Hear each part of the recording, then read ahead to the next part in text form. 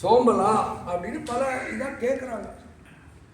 ஊமையும் அன்றி செய்விடும். அது வந்து இதில் உட்கருத்து என்னென்னா, ஒரு பாகவதன் எப்படி இருக்கணும்னா, மற்றவங்கிட்ட எது தீக்குறளை சென்றோதோ இதை மாதிரி ஊமையாக இருக்கணும்.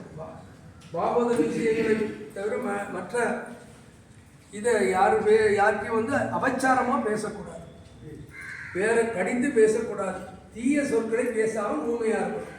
அதே மாதிரி தீய சொற்களை யார் பேசினாலும் கேட்கக்கூடாது, சிவடாக இருக்கணும். இதுதான் அந்த 2 பதத்தினுடைய உள்ளர்த்தம். அனந்தரம் ஏம பெருந்து மந்திரப்பட்டது. யாராவது தூக்கத்தில் மந்திரம் போட்டாங்களா அப்படின்னு, மாமாயன் மாதவன் பயிருந்தன் என்று நாமும் பலவும் பயிர்கிறோம். இந்த பாசனத்தினுடைய வழியாக 3 எப்போதும் ஒவ்வொரு பாசனத்திலையும் ஆண்டாள் பகவானுடைய திருநாமங்கள் நாம சங்கீர்த்தனம் தான் இந்த மாசத்துக்கு. அவன் யார்? மாமாயன். மாயனைன்னு 5வது பாசனம். இது மாமாயன். பல மாயச்செயல்களை புரிந்தவன், எண்ணிக்கையற்ற மாயச்செயல்களை புரிந்தவன் கிருஷ்ணன் கண்ணன்.